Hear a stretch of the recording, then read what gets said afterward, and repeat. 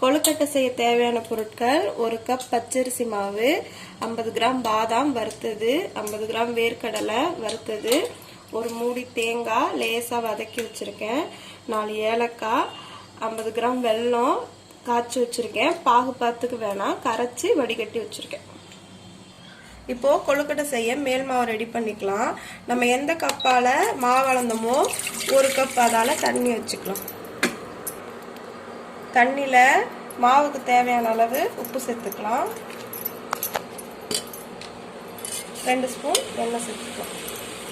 எண்ணெய் சேர்த்தா மாவு ஒட்டாம வரும்.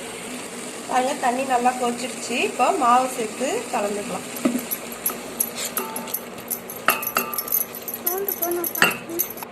பாருங்க, மாவு நல்லா கெட்டியாயிடுச்சு.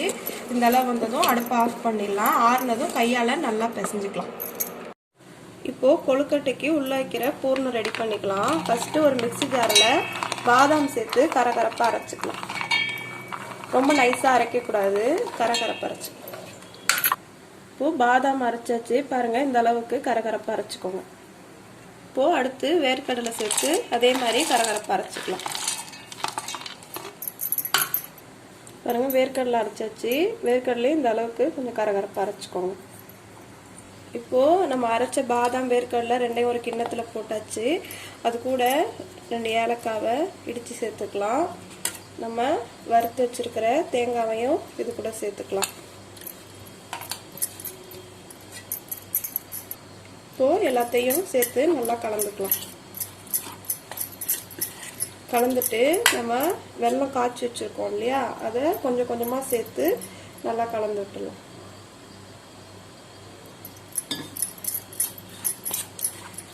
ரொம்ப இலகலா ஆயிடாம கொஞ்சம் கெட்டியா கலந்துக்கலாம்.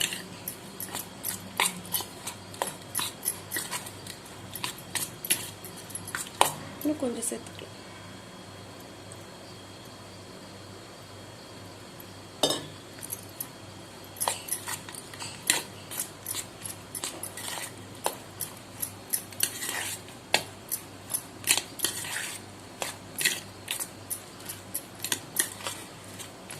நல்லா கலந்துச்சு. அவ்வளோதாங்க, நம்மளோட நட்ஸ் பூர்ணம் ரெடி ஆயிடுச்சு. இப்போ நம்ம மாவை நல்லா கையால பிசைஞ்சாச்சு. பாருங்க, மாவு நல்லா சாஃப்டா ரெடி ஆயிடுச்சு. இப்போ நம்ம அச்சுல வச்சு கொழுக்கட்டை ரெடி பண்ணலாம். நான் இன்னைக்கு கொழுக்கட்டை செய்ய இந்த அச்சு எடுத்திருக்கேன். இதுல உள் சைடா எண்ணெய் தடவிக்கலாம்.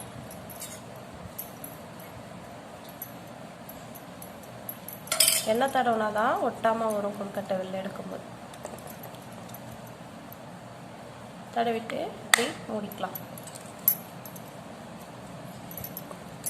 இப்போ மாவை ஒரு பால் மாதிரி செஞ்சு இது உள்ள அடைச்சிடலாம்.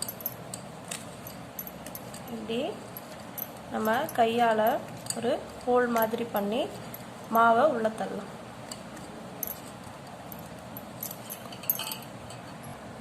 இப்போ மாவை உள்ள ஃபுல்லா அடைச்சாச்சு. இப்போ உள்ள பூரணம் வச்சு ஸ்டஃப் பண்ணிக்கலாம்.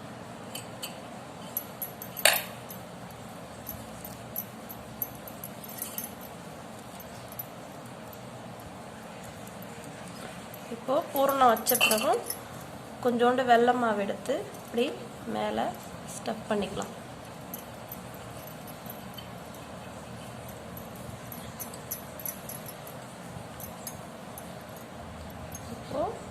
லாக்கை எடுத்துட்டு இதை எடுத்து ஒரு தட்டில் வச்சுக்கலாம்.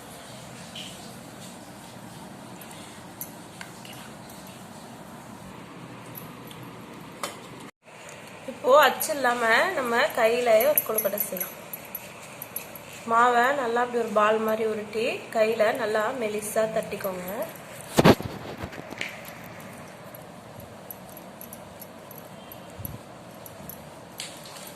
நடுவில் கொஞ்சம் மொத்தமாக சுற்றி கொஞ்சம் மெலிசாக இருக்கிற மாதிரி தட்டிக்கோங்க.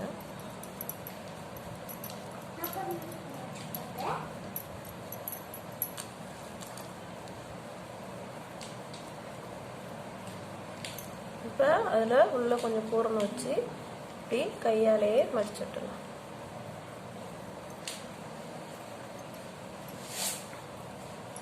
இப்படி மீதி இருக்கிற மாவை மேலே இப்படி ஒரு ஷேப் மாதிரி கொண்டு வந்துடலாம்.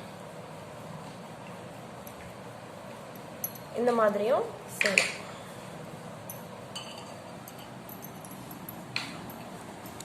இப்போது அச்சு இல்லைனாலும் நம்ம கையில் கூட நமக்கு தேவையான ஷேப் நம்ம ரெடி பண்ணிக்கலாம். இப்போது ஒரு கவரில் கொஞ்சம் எண்ணெய் தேய்ச்சிருக்கேன். இலை இருந்தால் நம்ம இலை கூட யூஸ் பண்ணிக்கலாம். இப்போது ஒரு பால் சைஸில் மாவு எடுத்து இப்படி நல்லா கையால் நல்லா ஃபுல்லாக தேய்ச்சிருக்கோம். பாருங்கள், இந்த அளவுக்கு நல்லா பெருசாக மாவை தட்டிக்கலாம்.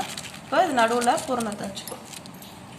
இதில் கொஞ்சம் நிறையாவே கூட பூரணம் வச்சுக்கலாம்.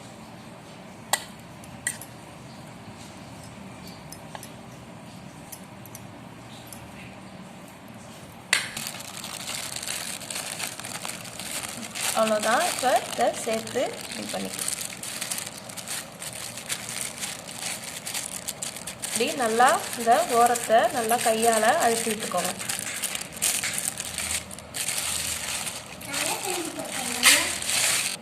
அவ்வளோதாங்க, சூப்பராக கையாலவே நம்மளோட கொழுக்கட்டை ஷேப் சூப்பராக ரெடி ஆயிடுச்சு. இப்போது நம்ம செஞ்ச கொழுக்கட்டையெல்லாம் ஆவியில் வேக வச்சு எடுத்துக்கலாம். இப்போது நம்ம ரெடி பண்ண கொழுக்கட்டையெல்லாம் ஒரு இட்லி தட்டில் வச்சு வேக வச்சு எடுத்துக்கலாம். கவனமாக உடையாமல் வைக்கணும். இது நம்ம கையால் செஞ்ச கொழுக்கட்டை. இப்போ வேக வச்சு நம்ம எடுத்துக்கலாம். இப்போ நம்ம இதை இட்லி குண்டானில் வச்சிடலாம். இப்போ மூடி போட்டு மூடிடலாம். ஒரு 10 நிமிஷம் வேகட்டும். 10 நிமிஷம் ஆனதும் நம்ம ஓப்பன் பண்ணி பார்க்கலாம். அவ்வளோதாங்க, நம்மளோட நட்ஸ் கொழுக்கட்டை சூப்பராக ரெடி ஆயிடுச்சு. வாங்க சாப்பிட்லாம்.